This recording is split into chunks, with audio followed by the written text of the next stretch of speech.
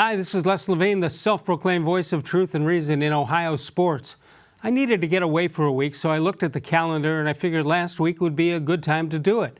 It was before NCAA Selection Sunday. The draft was still a couple of weeks away, still time before opening day.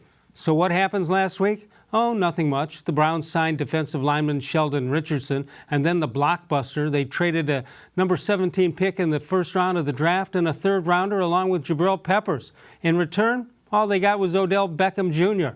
And before the rest of the trade could be announced, the town went crazy, assuming the Browns just won the Super Bowl. Fans, relax. The team is coming off a 7-8-1 season and 1-31 before that, just 2 years before. They haven't played a game yet, and Las Vegas has them ranked as the third best team in the AFC. Relax, at least until Labor Day. But isn't it fun thinking about it? Dan Labbe is here tonight. More sports and Les Levine is on the air.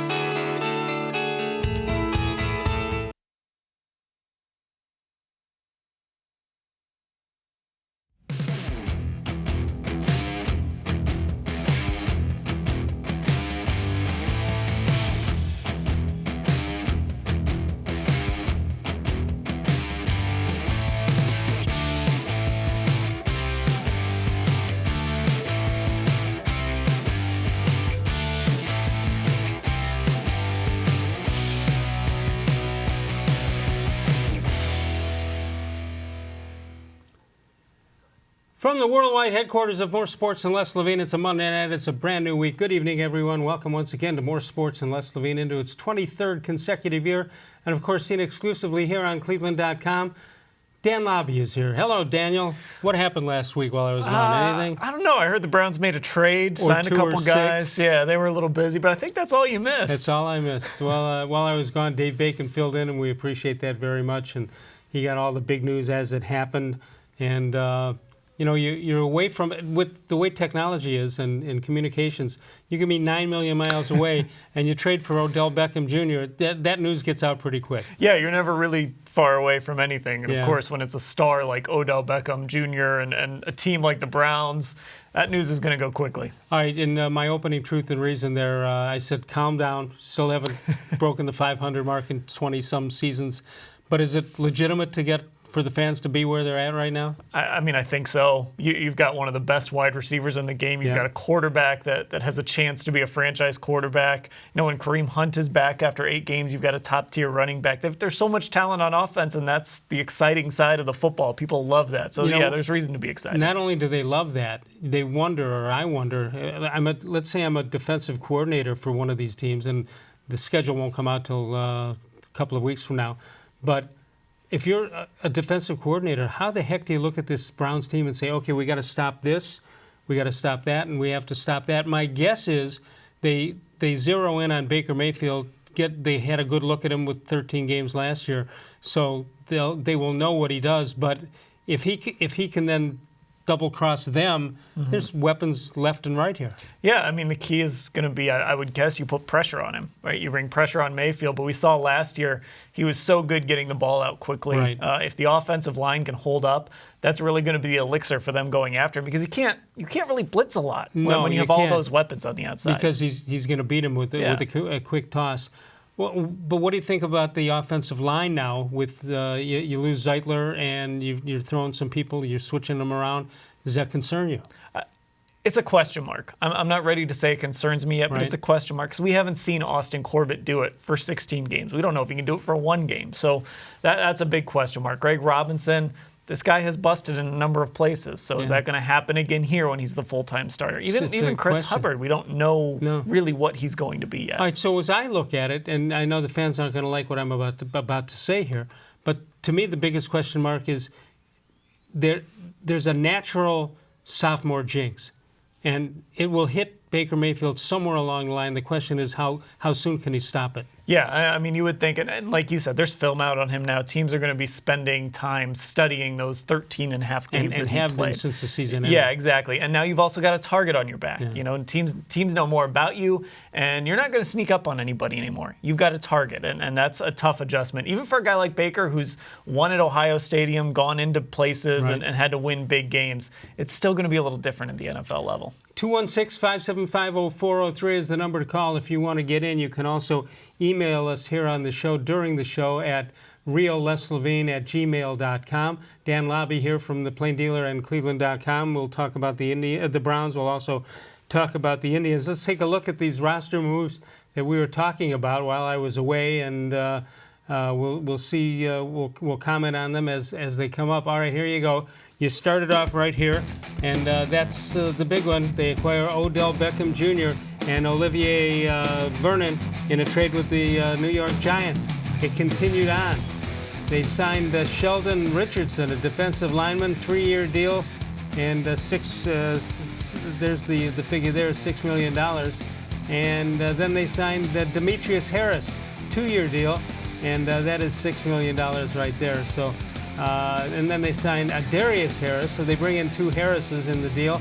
That's a 2-year deal. They signed Eric Cush. That's a 1-year deal. Another offensive lineman, Kendall Lamb. These are guys they're going to just throw out in the OTAs and see what they've got, and I'm not sure all of them will stick with the team. Yeah, Cush and Lamb could give you good depth, but I don't know that they're going to end up as starters. But Cush might push for one of those.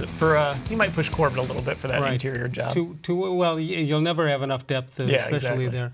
Used to be back in the day, you needed 2 or 3 years for the offensive line to gel. Now it's 2 or 3 days, or maybe 2 or 3 weeks. Yeah, you don't get that kind of time. No, and I think it shows sometimes on Sundays early in the season. Yeah. These guys don't get a lot of time together in the offseason.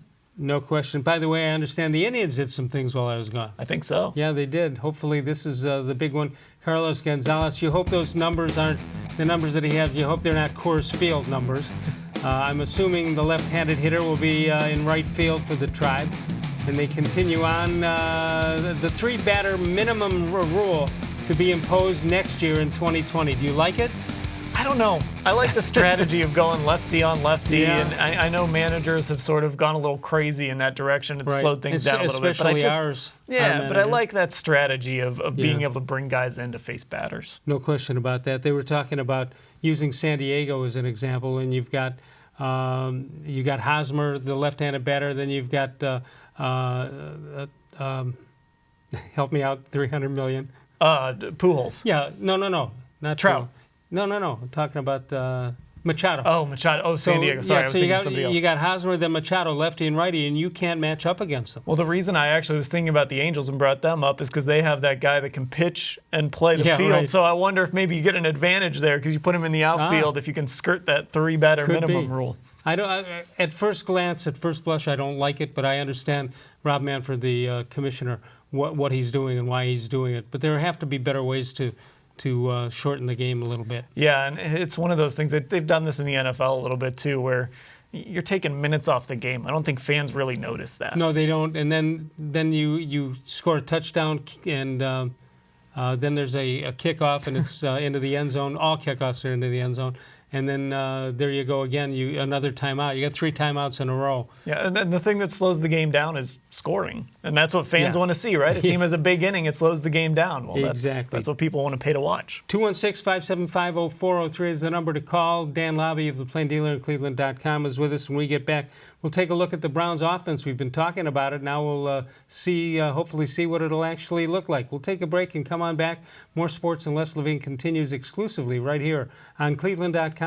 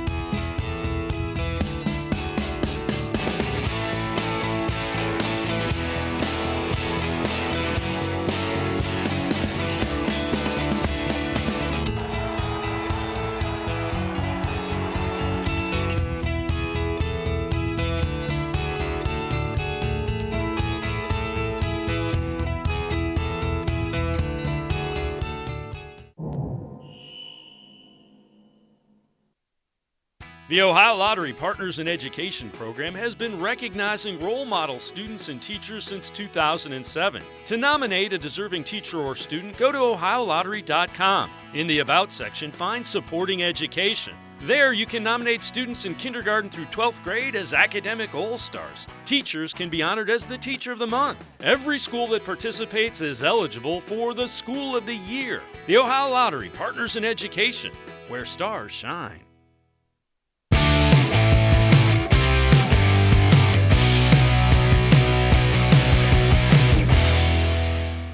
Let's take a look at birthdays for today. Frank Gunnar Gatsky, Hall of Fame center for the Cleveland Browns, born on this date in 1919. Jeff Mullins, 1942. Greg Goose, you drink that at all? I have. Who hasn't? Andre Rison, who gets blamed for the Browns maybe leaving, and a $5 million deal Art Modell had to get from the bank.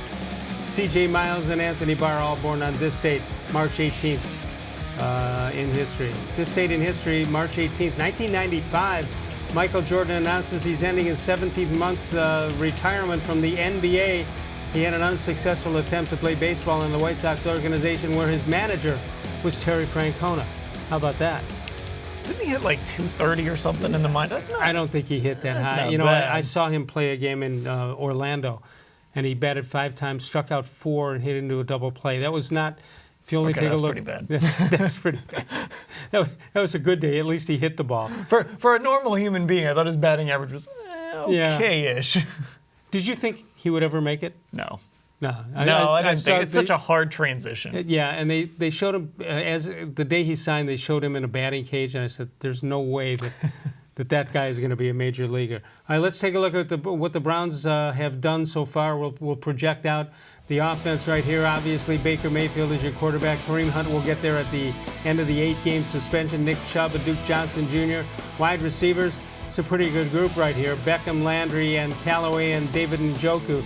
You think Njoku's the starter or Harris? I think Njoku's the starter, but Harris was brought in to kind of be that run-blocking tight end. So it'll sort of depend what they want to do early in the game. And I think that's probably the position with the biggest question mark, too, because Njoku hasn't really done it. He's shown flashes. Yeah, which exactly. Kind of It's just been flashes. It ticks you off that he's not better all the time.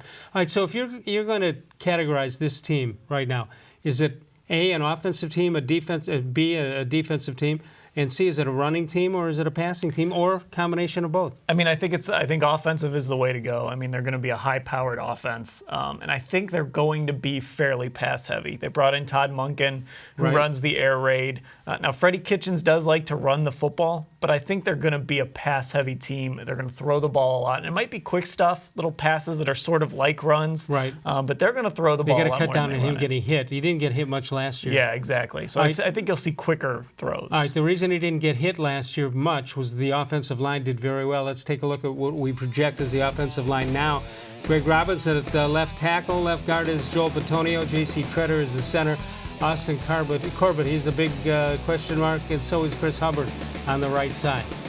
Yeah, I think it's that right side that you really have to look at. Hubbard got better as the year went along, but Corbett, we don't know exactly what he is yet because we haven't seen it. You know, J.C. Treader might have been the big winner when Kevin Zeitler got traded because that frees up some money in that position group, and he's going to hit free agency after this season. Yeah. So he played really well on a high ankle sprain last year. He'll be healthy. Maybe he can cash in a little bit. There's nothing they have done that makes you look like they're doing anything but trying to get to the Super Bowl. Yeah, they're being aggressive. And even though John Dorsey said at the Combine they weren't necessarily going for it, obviously that's not true. Because you sign Kareem Hunt, you trade for Odell Beckham. Those are moves of a team that's going for it and trying to win and win big. Right. All right, what do you hear about the question about Beckham Jr. is that he's troubled. But all the reports we hear are his teammates loved him. He stuff that he did off the field, maybe a question mark or two, but there doesn't seem to be as many questions about him as you would think. Yeah, it's sort of a lot of tabloid headline sort of stuff. He's not going out and getting arrested. You know, everything sounds like he showed up on time to meetings. He put in the work off the field that he needed to put in. A good teammate, like you mentioned. It's just some of the tabloid type stuff, the boat trip the week before the playoff game and things like that maybe concern you a little bit. Yeah, and what concerns me, he threw his quarterback, Eli Manning, under the bus which I don't think was necessary. Yeah, and if you win, a lot of that stuff goes gets away. masked. But if you're losing and struggling like the Giants were, that's when that stuff starts to come You've out. always heard about sports teams that you can get away with a bad apple or two, but not too many of them. Yeah, exactly. You don't want to have too combustive of a locker room. You don't mind having that kind of loud, demonstrative guy, but then you got to have the quiet guy that maybe just shows up and does his job and isn't going to complain. And what you really need is a veteran to take over and say, look, this is the way we do it around here. Exactly. And that's something that John Dorsey did last year, was bring in some kind of grown-ups. And, getting rid of a guy like Darren Fells, he was a grown-up in that locker room. We'll kind of see who takes on those leadership roles. All right, let's take a look at the offensive line and what it did here in the past year as we check it out. The offensive line, there you go. So that's it. I mean, but there's depth coming also. And yet that's where you win football games, right here, right? Yeah, Your job is to keep people from hitting. Your job is to hit quarterbacks and keep their guys from hitting your quarterback. Yeah, and so much of it goes in. There's so much more that goes into it than just the guys up there. It's the quick release of the quarterback, his ability to move in the pocket. So I think there were times when people looked at the offensive line and said maybe it was bad, but it was the quarterback holding the ball. So now with Baker Mayfield, he's got a little better pocket presence, pocket sense that helps these guys out a lot. All right, we're going to take a look at the Browns defense in a moment, but is it fair to say you have to question Freddie Kitchens at this point? Because we don't know anything about him as a head coach. No, we don't. We've never seen him run a locker room. We've never seen him deal with both sides of the football. We've never seen him have to use the challenge flag, things like that. Some of those little, manage his timeouts. So yeah, that's really kind of the big question mark right now, I think, is how is Freddie Kitchens going to handle that step up to head coach from offensive coordinator? Nobody has and nobody an idea. knows. Yeah, exactly. Yeah. And the pressure got bigger on it. There's enough pressure being an NFL head coach, but when you get Beckham and you get some of these other guys, and there's pressure not only to learn on the job, I'm just wondering if the job is too big for him with calling the plays and overseeing both sides of the ball. Yeah, three sides of the ball, including special teams. And that's why it's good that Todd Monken is here, because he's called plays in the NFL before. So if Freddie Kitchens does get overwhelmed, he can hand things over to Todd Monken and let him call plays for a little while. He doesn't have to necessarily keep that all year. You have an experienced offensive coordinator. Yeah, you say, well, he's called plays. Well, he hasn't called it while he has to decide if he's going to kick an onside kick when he's done. Exactly. If he's going to go for one or two. You haven't done it. If he's got a receiver or a running back chirping in his ear or something on the sideline. Yeah, there's a lot you have to deal with as a head coach. And he's not taking over a 3-win team that's hoping to get to 6 wins or 7 wins. He's taking over a team with real expectations. Well, then you worry about if a guy gets shaken up and the medical staff says you can't play him or you can play him. That somebody comes up and gives you that message and you're in the midst of in the red zone. You just want to throw up your hands. Yeah, well, and then 10 minutes after the game, he's got to go up to the podium and answer questions about what just happened, which is really an impossible task sometimes. Whoever invented the phrase, I won't know until I see the tapes, that's the guy they should send to the Hall Hugh of Fame. Jackson was the master of that one. Yeah. 216-575-0403 is the number to call. Dan Labbe is here. He's with the Plain Dealer and cleveland.com. When we come back, we'll take a look at the Browns defense, which I think is pretty much improved. We'll see if Dan agrees with that. When we get back, more sports and less Levine, of course, exclusively on cleveland.com. Northfield Park, the place to go for live and simulcast racing. Catch the excitement of live harness racing Monday through Wednesday as well as Saturday evenings. And that's the 6 p.m. post time. Open early every day for simulcast action from the top thoroughbred and harness tracks all around the world. Enjoy the free handicapping contests all weekend long, including the Road to the Derby. Free admission, free parking every day at Northfield Park. And we'll come back in a moment exclusively on cleveland.com. Your basement is damp, dirty, and not somewhere you want to spend time. Let Nature Stone Flooring transform your basement into a true extension of your home. Nature Stone's proprietary hydrostatic ports allow water to simply evaporate, so no mold or mildew. Nature Stone is the affordable basement floor solution that beautifies your home. Get Nature Stone installed in your home by the end of March and get up to 50% off. Schedule your free in-home estimate easily online today. It's not just a floor. Wow, it's Nature Stone. There are tastes we remember. Every smell brings the happiness of times gone by. Experience this every time you walk into Gallucci's Italian Foods. Whether you need lunch on the go, a catered party, or that perfect blend of wine, meats, and cheeses, Gallucci's has exactly what you're looking for. Straight from Mama's kitchen. For old world traditions or original experiences, from the tastes you remember to new flavors you'll never forget, Gallucci's is a tasty branch of your family tree.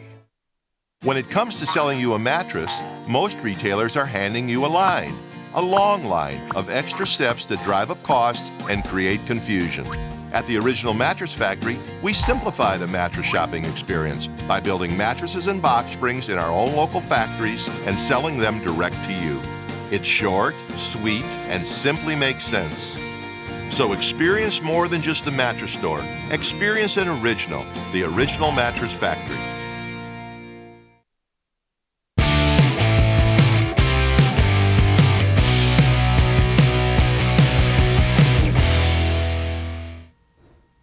Time for a How Come Quickie. Hey, Dan, how come the bravest guy in history is the first pilot who thought it would be okay to fly through clouds? It's a good question. When I fly, I still look at clouds. How are we going to get through that? Now, see, I've never thought about that. But that is a gutsy move by that guy. 216-575-0403 is the number to call. You can't just have offense. You got to have some defense. Let's take a look at the defensive line for the Cleveland Browns as we project it out. Olivier Vernon, Sheldon Richardson, two new acquisitions, Larry Ogunjobi and Myles Garrett. Joe Schobert, Christian Kirksey, and Jannard Avery, the linebackers. That's questionable. Now let's look at the defensive backs. And then, of course, you don't have Peppers anymore. You do have Derek Kindred, Demarius Randall, Denzel Ward, and Terrence Mitchell. That looks pretty good to me, Dan, but not much depth. Yeah, exactly. There's not much depth. And, a guy like Terrence Mitchell, cornerback can be such a fickle position. Like a guy can have a really great year one year, especially if he's sort of a guy that forces a lot of turnovers. He might have 4 or 5 interceptions one year and then 1 the next. Yeah. So we'll kind of see how he does in year number 2 with this team. That's the old Lester Hayes thing. He had a great year and they didn't throw his way anymore. They say, well, you were down in interceptions. They never gave me a chance. and that's got to be Terrence Mitchell's job, is to get those picks, because hopefully they're not going to be throwing at Denzel Ward because he's covering so well. Do you hear anything, anybody they're going after here in free agency in the defensive backfield? I wouldn't rule anybody out, honestly. I haven't heard any names specifically, but, I think you can never have too many cornerbacks. We saw that John Dorsey believed that last year. TJ Carey's another versatile guy that wasn't on that graphic, but he's kind of your nickel guy.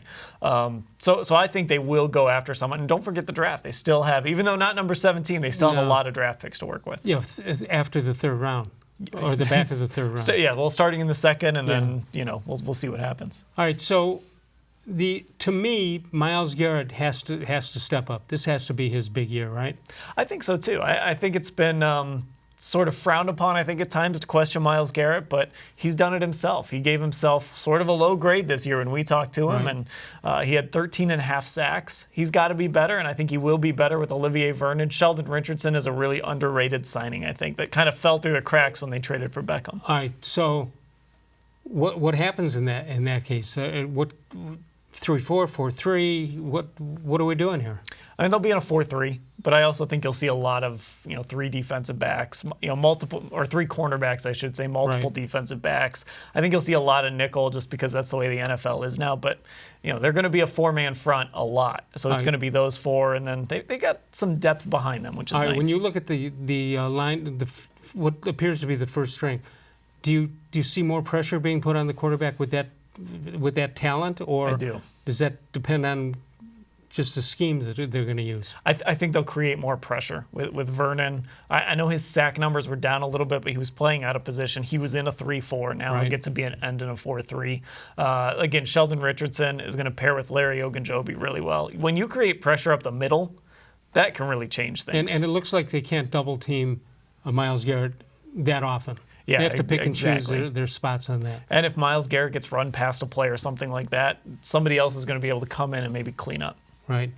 All right. So, again, being the offensive coordinator now for other teams, what's the weakness? The linebackers, or if to me, if it's the linebackers, not that you can afford to have a weak spot, but it seems to me that would be a place, if you're not going to be great, that would be the place not to be great. Yeah, you can be a little interchangeable there. But, let's say Jannard Avery is playing a lot. well, I want to test his coverage. That's what I want to do. I want to get some tight ends going at him or some running backs going at him. And I want to see if he can cover guys regularly out of the backfield. That's one area where I'm going to test this team.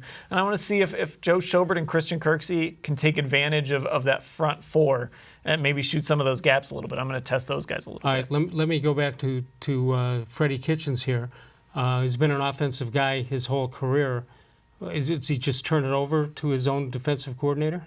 I think he does. I think Steve Wilks has spent a year as a head coach. He's been a defensive coordinator before successfully. So, yeah, I think Freddie Kitchens will kind of let him do his thing. But as a head coach, you do have to be involved across the board in the game planning. And we always see this, coaches that come in from one side of the ball, the next training camp, like their second or third training camp, they say, you know what, I want to get more involved on that other side of the football. So that's where it starts to get interesting. Their success Probably came not. because of being where they were put. Yeah, but as a head coach, you want to have a little more personnel say here and there, and sometimes you might think differently about a defensive guy, and that's when things can kind of get interesting. Freddie Kitchens, his stomach's going to be boiling here, nerve-wise, but on the outside, he's not going to seem that way, right? Yeah, I mean, he's a pretty cool customer.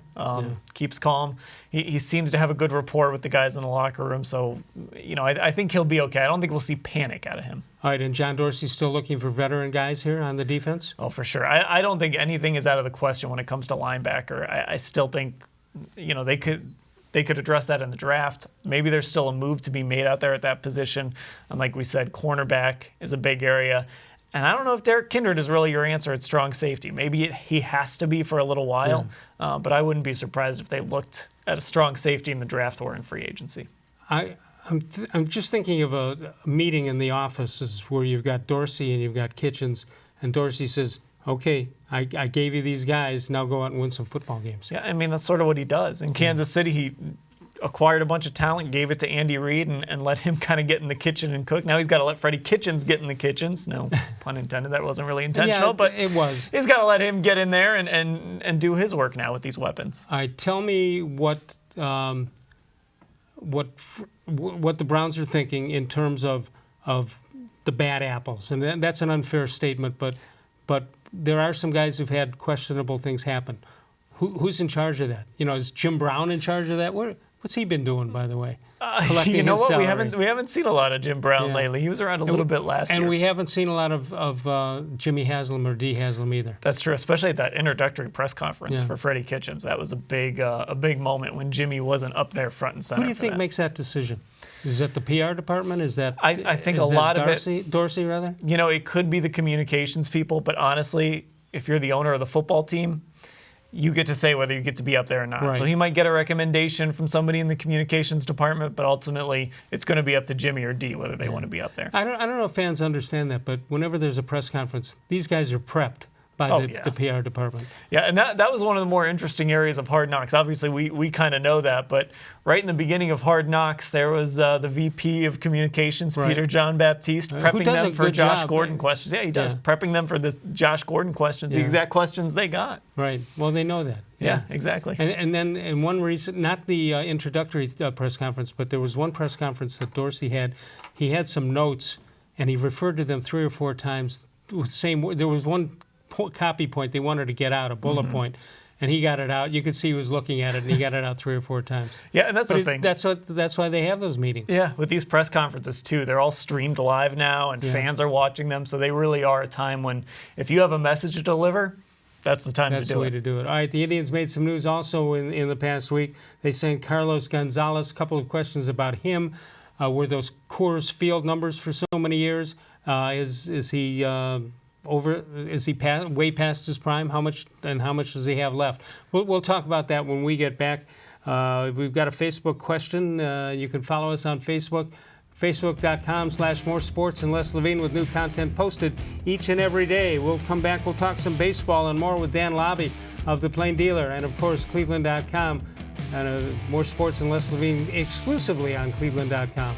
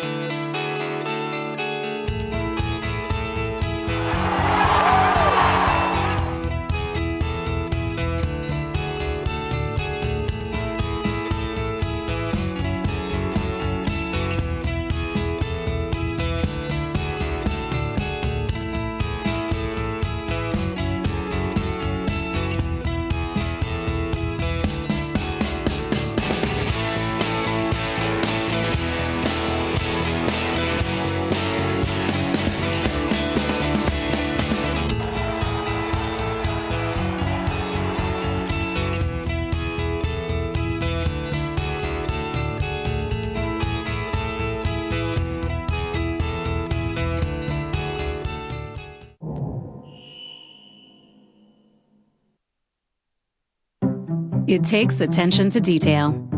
With your local Bryant dealer, you're getting more than just a technician. You're getting someone who pays attention to your needs and the little things that make a big difference. It takes a dealer you can rely on. And to keep your family warm this winter, here, let me show you how this works. It takes Bryant. Bryant. Whatever it takes. It takes Smiley One Heating and Cooling to bring the heat when things get chilly. Find us at 440-449-HEAT.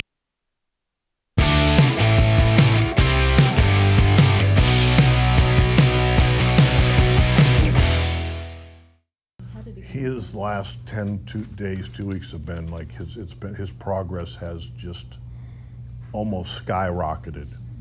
You know, he went from having a couple down weeks went to 120 to 150 to 180 to now he's progressing towards where he's going to be off the mound. It's really been a good couple weeks for him, and hopefully it is a springboard into even better things. But I know Danny feels good about it, and I know everybody else is pretty excited about it. He'll be off the mound by... I don't know. I mean, he was off the mound yesterday, but it was like a short box thing. But he's getting closer. Talking about Danny Salazar, boy, if they could have him somewhere in the bullpen, or you know, that would be a gift from the gods. Yeah, he's one of those guys you forget about. But yeah, if they could get him, I mean, he would be great out of the bullpen, wouldn't he? I don't know. You would think he would be. You know, in theory.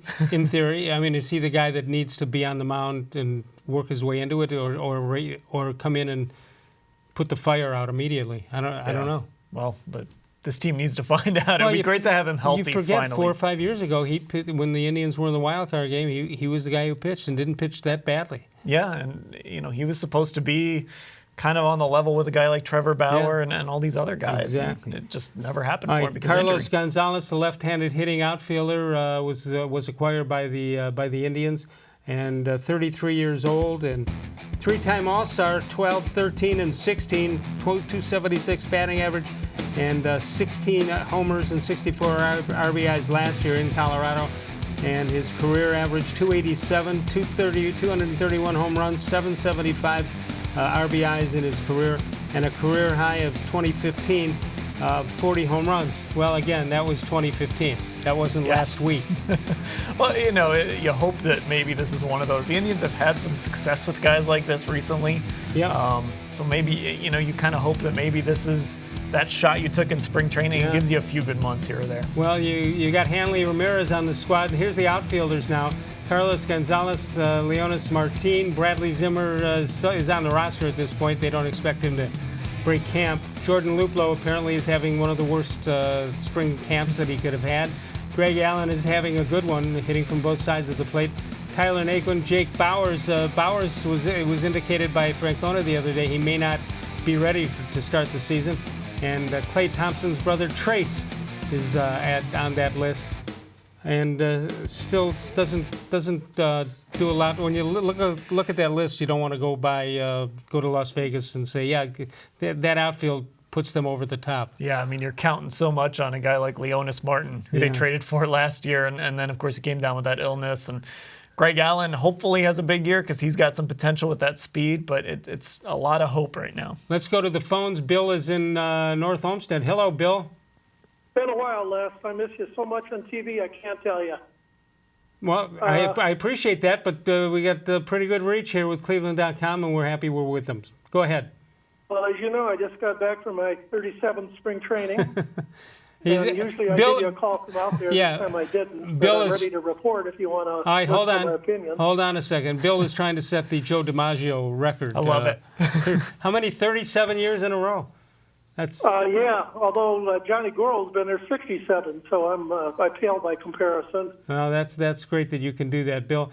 Give me just a quick rundown, guys. That we know the guys who've been here for a couple of years. Give me somebody who impressed you that we might not have thought about. Well, you know what? The concern I have right now is we spread ourselves awful thin. It just seemed like by the 5th, 6th inning, there were a bunch of guys out there without names on their back. One guy, outfielder, that impressed me was this Trace Thompson. As you know, I was very much against the Luplo trade, I wish we still had Eric Gonzalez. I think that was a terrible decision. Right. Who do you think the utility guy is going to be? Well, that's a good question. The guy that I thought was the most likely is Ryan Flaherty, but he's a left-handed bat. Yeah, and they're loaded that way. We need another left-handed bat. Tell me, we just posted up the outfield as we see him. Anybody that impressed you or didn't impress you at all? Yeah, Allen impressed me. He made some fantastic catches where he reminded me of Zimmer a couple of years ago, like a gazelle in the outfield, running down balls, and he's hit the ball pretty well, plus, switch hitter, right-handed bat. In the beginning of the week that I saw Tyler Naquin look good, but then he kind of dropped off. I was not impressed by Bowers. Really hope Santana's our first baseman and go from there. Did you hear about Santana, the news that broke on him today? Dan, did you hear that? Something about him smashing TV He screens? smashed some TVs, and not like Albert Bell would have. He did it because some players during games were playing games on the in the locker room, and Carlos didn't think that was the proper way to approach baseball. Well, it used to be chicken wings and beer, and now it's Fortnite. Yeah, exactly. Well, we need leadership, which is why I'm still in favor of guys like Kipnis and a few of the other guys hanging around. Kluber. Did Kipnis do anything that you saw that shows that maybe he can make a comeback here? I think he'll do all right. If he hits 260 for us and steals some bases and just make some plays. He's not going to dive for balls. He's not going to be Roberto Alomar, but you just wonder what happened to him. Enough, and his presence in the clubhouse is important, very important in my opinion. Right. One guy that I really, and I've gone back and forth in this guy for 3 or 4 years now, is Roberto Perez. Just don't feel comfortable with him as a number one catcher. No, you don't realize. A lot of people don't realize how good Yan Gomes was for this pitching staff. But Perez may be good with the pitching staff. He's just not going to hit. Well, he made the biggest blunder that I've seen in a long time. He got a walk or something. There were guys in first and second, and the first baseman was playing behind him, and so he took a lead. And the first baseman moved to first base, and the pitcher threw the ball over, and the guy had the ball at first, and Perez didn't even realize it. He obviously wasn't paying attention, and it's just little things like that. If you're a veteran, shouldn't happen. If you're Roberto Perez, you probably don't know how to act on the base paths. You haven't been there. Can get there that often. You got to act like you've been there. Two guys that I really like that were working hard were Bieber and Clevenger. In fact, for the second year in a row, me and my buddies would get there about 9:30, and the only guy out there would be Clevenger, sweating up a storm. Just every day working hard. So I'm very impressed with Clevenger. If these guys are our fourth and fifth starters, we're looking pretty good in that department. All right, Bill, just give me a quick synopsis of how you think they'll do in the Central. You think they're going to win it, like most people think? I do, but I just have the sense that we're going to get off to a slow start because, again, we spread ourselves too thin. I'm concerned that the guys that are going to be regulars aren't getting enough repetitions. That just jumped out at me. Well, you don't want to leave it on the field in Goodyear. No, you don't, but I was looking for Jose Ramirez to get a swing back. Kind of fought a little bit, but not really. Lindor, of course, didn't play at all. Right. Just a lot of guys named Joe that are running around, and we've got to start making some decisions, which I'm sure Terry will. I'm sure he will. But as far as I'm concerned, Bowers, Luplo, send them back to the minors. They need a lot of work. Wow. All right, and you wonder why Terry Francona-led teams struggle in the first part of the season. So, by virtue of what you're saying, they got to be careful about not getting out to a good start. Well, this first series against Minnesota might be indicative. Minnesota's probably going to be our primary competition, and their lineup let them get a leg up on us. Yeah, Minnesota's lineup is pretty good compared to the Indians, but obviously the Indians have the edge in the pitching staff. Bill, thanks for your report. We'll keep our eyes on what they're doing out there, and hopefully we've got a good thing coming this year. Now they got to compete against the Cleveland Browns also, which hasn't been a problem for a long time. Right. Well, you make sure you tell Alex that come April 14th, I want to see Adam Russell's name on birthdays to remember here. Oh, Stan Musial? No, Adam Russell. Oh, Adam Russell. Yeah, There you go. 14. Very good. All right, Bill, thanks so much. Good Bill, talking to you, Les. good talking to you. Bill Russell, whose son Adam pitched in the major leagues, I think 6 or 7 years, maybe even more than that. Had a nice career going, no question about that. 216-575-0403 is the number to call. Dan Labbe is with us from cleveland.com and the Plain Dealer. Tomorrow night, Bud Shaw joins us. Dennis Maniloff, normally on Thursdays, we moved him up in the batting order. Moved him to Wednesday this week. D-Man is versatile. He's versatile. I think you can hit him anywhere. He can bat right, bat left, whatever you need, he'll do that. When we get back, we'll find out if you've got a winning situation in your office pools and the brackets as we get going for a great 3-week period here and the great upsets that'll come your way on Thursday and Friday of this week. Sokolowski's University Inn, no question about them. They're the best in any bracket. You stack up all the restaurants in Cleveland and they're going to come through into the Final Four, and even better than that, they finished in the Final 5 in the James Beard Foundation Award, which awards 5 restaurants in the nation each and every year. 3 years ago, Mike and Bernie Sokolowski, the proud winner of that, and well-deserved. Open 11 to 3 Monday through Friday, and Friday and Saturday nights for dinner. We'll come on back in a moment. Dan Labbe is with us. We're more sports and less Levine exclusively on cleveland.com.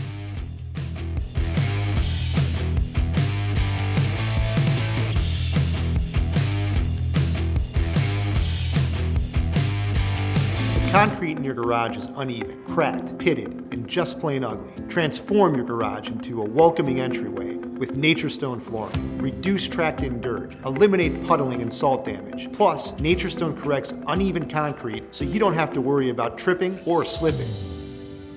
Get Nature Stone installed in your home by the end of March and get up to 50% off. Schedule your free in-home estimate easily online today.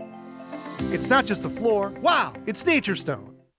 When it comes to selling you a mattress, most retailers are handing you a long line of extra steps that drive up costs and create confusion. At the Original Mattress Factory, we simplify the mattress shopping experience by building mattresses and box springs in our own local factories and selling them direct to you. It's short, sweet, and simply makes sense. So experience more than just the mattress store. Experience an original, the Original Mattress Factory.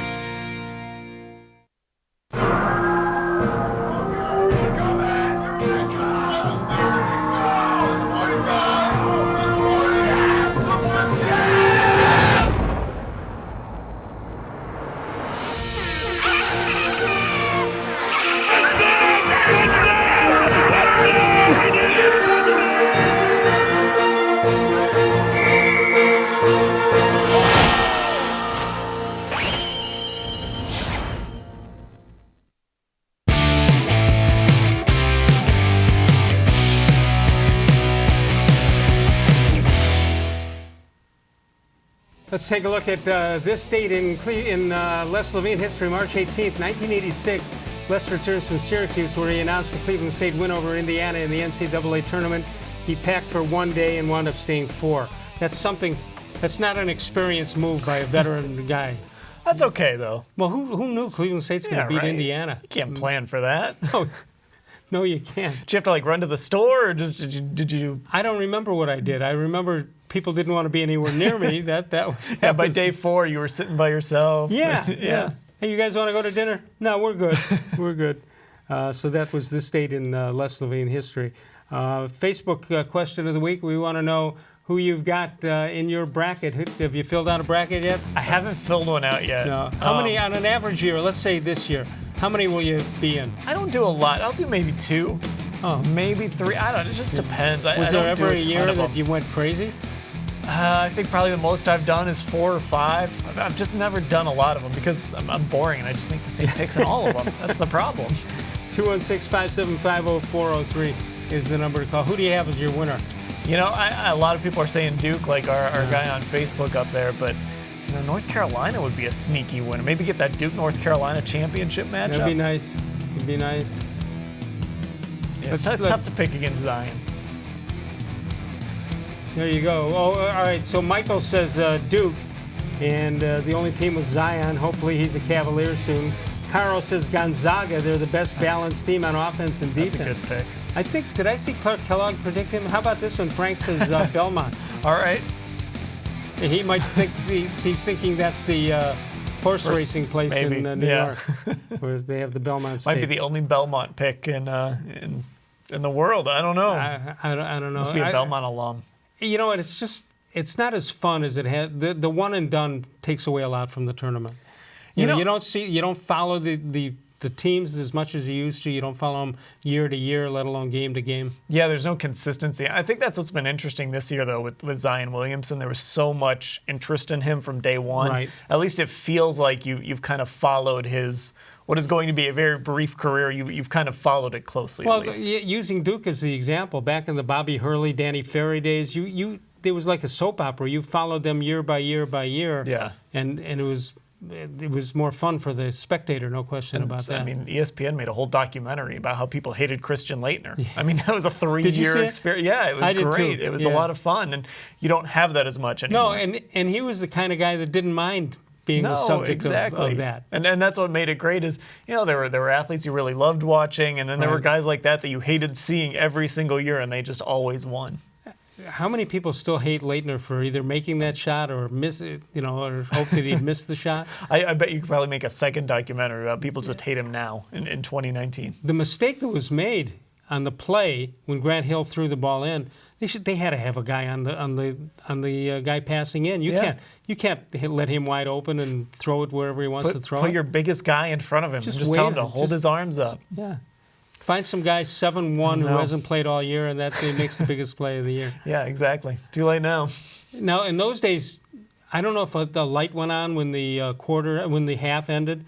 Nobody seemed to question that he caught the ball, turned, jumped, and scored in 1.6 seconds? Well, that would have been, a 20-minute replay? Yeah. Nowadays, we'd be sitting there watching the ref stare at the monitor for 20 minutes. That's a good reason not to have that. Yeah, it almost is. Just make that call and get out of there. Yeah, exactly. Yeah, 216-575-0403 if you'd like to get in. All right, looking over what's happened now. We're still a couple of weeks away from the draft. OTAs, when's OTAs start? They actually start the first week of April because the Browns have a new coach. They get to start a little earlier than everybody else. Well, that's cheating. They sort of have a new coach. Yeah, I guess. Yeah, it counts. So they start that first week in April. So it'll be interesting to follow that up. And now, but I think the most interesting thing for Cleveland Browns fans is you've got the draft coming up, and people say, "Oh, okay, we're good. We don't need to, have a countdown to the draft and all that stuff." So what do you expect from the draft? It's going to be strange, first of all, that Thursday, unless they trade into the first round, which I don't know that they're going to do. I think John Dorsey is so good at finding guys in the middle rounds. I mean, Antonio Callaway, Jannard Avery since he's been here. Tyreek Hill was a late-round guy. Kareem Hunt was a third-round guy. Travis Kelce, a third-round guy. He's good at finding, especially offensive skill guys in those positions. It's not a big area of need, obviously, anymore, but he can usually find skilled players in those rounds. And for the first time ever, when John Dorsey comes up saying, "I'm with the Cleveland Browns," there's nobody laughing anymore. Yeah. Agents aren't laughing, players aren't laughing, and there's a lot of guys spreading their wings and trying to get their former teammates involved, and now there's a good vibe about it. It may change, but right now that's the way it is. Yeah, people want to play for the Browns. I saw a tweet today about Paris Campbell. He was on a podcast or something, and obviously he's an Akron guy, but he said he was a little disappointed in the Beckham trade because it meant that maybe he wouldn't get picked by the Browns now. Right. You don't hear that very often, even necessarily from local players. I think he's going to be a better pro than he was a college player. I think so. I think he's got that skill set. And you know what? He is a John Dorsey type of player. He's fast and versatile. I wouldn't rule out anything just based on what they've done. John Dorsey does not mind stacking talent. No, but he's got an interesting style, a unique style of the way he runs. It's almost like a Robert Smith. Yeah. Dare I say O.J. Simpson. There's something about his back or the way he can shift that is pretty tough pretty unique. Yeah, and speed is it's just one of those things. Even with all the advancements in sports and analytics, speed is still that one thing that if you've got it, you can go a long ways. Right. 216-575-0403 if you want to get in on the last segment. We've got Bud Shaw tomorrow night.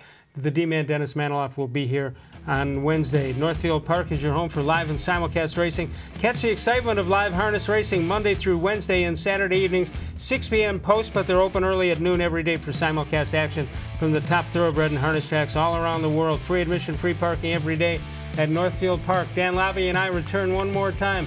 More sports and less Levine exclusively on cleveland.com.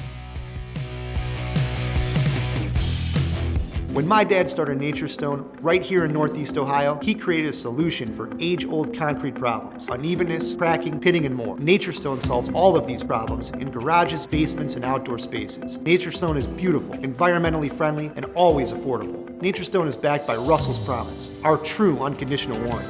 Get Nature Stone installed in your home by the end of March and get up to 50% off. Schedule your free in-home estimate easily online today. It's not just a floor. Wow, it's Nature Stone. There are tastes we remember. Every smell brings the happiness of times gone by. Experience this every time you walk into Gallucci's Italian Foods. Whether you need lunch on the go, a catered party, or that perfect blend of wine, meats, and cheeses, Gallucci's has exactly what you're looking for. Straight from Mama's kitchen for old world traditions or original experiences. From the tastes you remember to new flavors you'll never forget. Gallucci's is a tasty branch of your family tree. The Ohio Lottery Partners in Education program has been recognizing role model students and teachers since 2007. To nominate a deserving teacher or student, go to OhioLottery.com. In the About section, find Supporting Education. There, you can nominate students in kindergarten through 12th grade as academic all-stars. Teachers can be honored as the Teacher of the Month. Every school that participates is eligible for the School of the Year. The Ohio Lottery Partners in Education, where stars shine.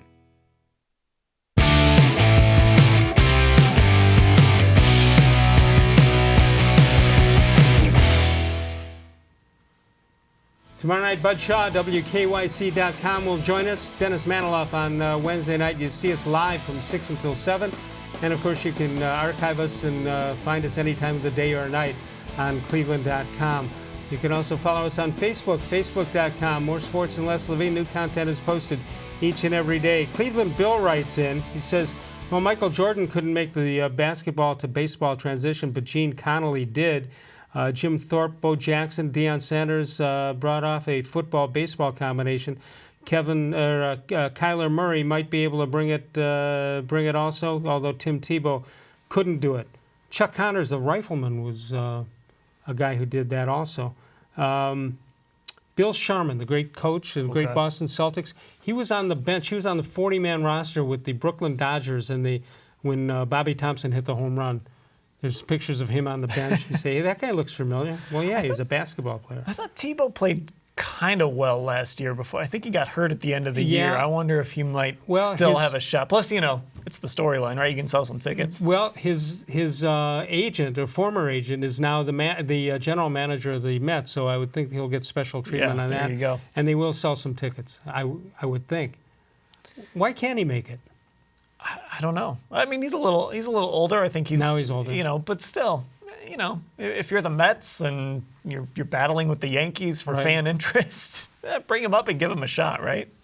I would. Well, yeah, they almost have to. If he can hold his own to an extent. Yeah. Let's go to Chuck, who's in Masery, Ohio. Chuck, good evening.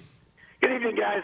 That's one guy that's a little bit better than Chuck Connors or Gene Conley was Dave DeBusschere that played both sports. Oh, no question about that. Yeah, basketball and baseball. And became a coach. I called, Les, about this time last year, I called you and D-Man happened to be on that night, and I brought up a player that they should probably sign, and you guys kind of laughed at me then, but he ended up having a pretty good year, and you guys took credit for the signing. Who? It was Melky Cabrera. No, that's not true. I always wanted Melky Cabrera. You didn't want him when I called that night. You kind of scoffed at him, Les. But anyway. I don't want to go through all the tapes here, Chuck and Masery, but I was a Melky Cabrera fan. You're going to have to, Les. I believed in the Milky Way. You weren't on the Milky Way that night. But anyway, could either of you guys tell me why they didn't sign him this year? I'll be honest with you, Chuck. I was just thinking about that driving into the studio today. Why not? How can they let him go? I don't know. Maybe the power. I don't know. Yeah, he's a good guy to have. He seems to be everywhere when the playoff start. And we talked about earlier, I mean, this team has taken shots on guys and had success, and that was one of them last year. He gave you a certain level of success, so it was a little surprising they didn't try again. Yeah, I don't know. He's a switch hitter. He made one of the, just say lefty's a right-handed bat at least part of the time, which they don't have. Yeah. Well, the other thing is they talk about his defense isn't very good. He made one of the best throws I've ever seen last year. Remember that one? I remember that. Yeah. Well, but they signed Matt Joyce to minor league contract. They signed Gonzalez to minor league contract. Well, that's different. Gonzalez, because he just signed a minor league contract with the Pirates anyway. Les. Yeah. Well, Gonzalez is going to make the team. Joyce is not. Right. I know that. I know that. But why? It could have been Cabrera to begin with. I don't disagree with you. What Bill said, the Pirates just announced today that Eric Gonzalez is going to start as shortstop for them. No kidding. He will be their shortstop. Unless hold on a second. But that means they also have to play Lonnie Chisenhall. Well, no, Chisenhall is only supposed to fill in until Polanco gets well. So I don't know how long that's going to be. There's rumors that Polanco may be ready faster than what they thought he would be. Hey, listen, after 5 years of Casey Blake and 5 years of Lonnie Chisenhall, who do I have to rip on this year? I don't know, Les. I don't know. Dan, do you have any suggestions for me? You need to find another Max Elvis, Les. He was my favorite player back in the 60s. I know. Jason Kipnis, maybe? Hey, I don't know. One last thing. Yeah. I heard a rumor while you were gone. If they couldn't get Cargill, they were actually trying to get Julio to come out of retirement and hit. Julio Franco's got to be 60. Julio, yeah. He's probably 55 now, but he can still hit. He's got to be older than that. Well, that's the type of guy the Indians have been signing lately. So. What, 57-year-old guys? Yeah, 50. Well, guys that come on the cheap, Les, if you know what I mean. Why don't they find a guy whose last name is Hines and make him number 57? There you go. Wouldn't it be much easier if they would have just kept Brantley? Should have been a lot easier. That's my biggest question in the offseason. I read Terry Pluto's column about that, talking to Paul Dolan, which I thought was a terrific column. It seems to me that it was only one extra year. What did he sign for? $32 million? Something like that. Yeah, it wasn't much more than he was making to begin with the Indians. So I thought he was. I thought he was still in the range of the Indians, and the exact person. I just didn't like them not signing him. I agree. I agree. All right, good to talk to you. All right, see you guys. 216-575-0403 if you want to get in, or if you want to help me put my plug back in. I bet Julio could still hit like 275. Yeah. Maybe not much power left, but I bet he could still hit like 275. Not much speed, but he didn't have much speed anyway back in the day. Exactly. You're too young to remember. He once on a road trip, he disappeared in New York City. They couldn't find him for like 4 days. All-point bulletin was out for him. Who knows where he was that time? You have any closing comments here to finish things off, Browns related? It was very interesting to kind of hear you talk about how the Indians do have to compete with the Browns this year, and they have to do it right now because so many people are going to be excited about this team, going into training camp and even in the spring program. If they're around 500 when training camp starts, you're going to lose some disposable income. You've always got to compete with them in this city, and it's going to be even more so this year. Yeah, but you know what? It's going to be fun. Oh, yeah, for sure. It's going to be fun. Hopefully it'll be fun for the Indians, too. Yeah, and Baker Mayfield has a chance to make history, become a top-of-the-line performer in sports if he can deliver what we're all hoping he can deliver. Yeah, it would be unbelievable. He's on the precipice of that. All right, that'll do it for us tonight. Thanks to Dan Labbe. Tremendous job by him. We appreciate him coming by, and you can read him at cleveland.com and The Plain Dealer. Tomorrow night, Bud Shaw, WKYC.com, joins us. Dennis Maniloff will be here on Wednesday. Of all the shows I've ever done, this was the most recent.